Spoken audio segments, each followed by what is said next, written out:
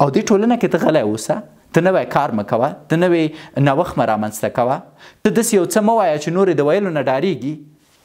ټول درته وایي چې فاین، نه دې څوک لایک کوي، نه دې څوک فالو کوي، نه څوک درته ارزښت درکوي، خو په مجرد د دې چې تا یوه نوې خبره وکړه او تا یو نوی خوځښت درلود، کنځل هم درته شروع کیږي، خو په عین حالت کې لایک هم درکول کیږي، بد و رد هم درته ویل کیږي، په عین حالت کې داسې پیامونه هم درته راځي چې وایي چې تا زما ژوند وژغوره. هره ورځ لسګونه پیامونه زه لرم چې ځوانان ماته وایي زه ناهیلی وم، تا ماته هیله راکړه، زه بېکاره وم، د تا د خبرو له امله ماته کار پیدا شو، زه د یو جنۍ په محبت کې لیونی شوی وم، چرس او پوډر او زیږه په پریګابلین مې وهل، ستا خبرو زما ژوند وژغوره. اوس ته کوم یو ته ګورې؟ ژوند خو سختی لري. آیا ته بېمانا سختي ګالې یا بامانا سختي ګالې؟ یو خیرات خور دی سهار وختي راپورته کیږي، زر رقمه کواري جوړوي، کاسې لاس کې خیر دی د خدای په لیس، فکر کوي هغه زحمت نه وباسي، هغه سختي نه ګالي، ګالي منفي سختي، پس ته مثبته سختي وګاله. ستا هر کار باید داسې چې خلکو ته د خیر ورسیږي. زه فکر کوم چې دا نړۍ یو کرایي کور دی او په دې کرایي کور کې زما د اتاق پیسې چې زه باید ورکم خلکو ته خدمت کول دي.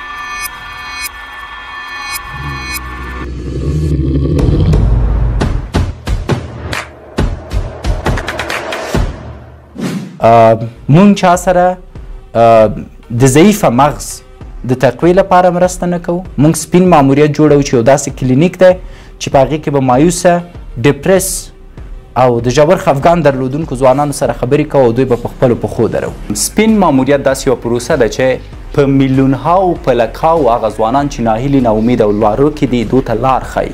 د آنلاین لارې موږ دوی ته سرویس یا کومکونه کوو تر څو وشي کولی خپله لاره پیدا کړي. دا زما یوه هیله ده او دا زموږ د ټیم یوه هیله ده چې باید پوره شي. ولې پرته د شکه ستاسو مالي مرستو ته اړتیا لرو. نو که چیرته غواړئ ناهیلي ځوانان، هغوی چې ژور خفګان لري، هغوی چې نه پوهېږي په ژوند کې څه وکړي، یوه وسیله شئ تر څو هغو ته لاره وښایئ. نه دا چې یوازې کومک ورته وکئ د یوې یا دوه ورځو دپاره، بلکې داسې ژوند بدل کړئ چې وشي کولی ټول ژوند خوشحاله اوسي او خپل ژوند په خپله جوړ کړي. نو کولی شئ را سره په اړیکه شئ. البته دا وټساپ شمېره یوازې د هغه چا دپاره ده چې د سپین ماموریت مالی سپورټ یا مالی حمایت کوي.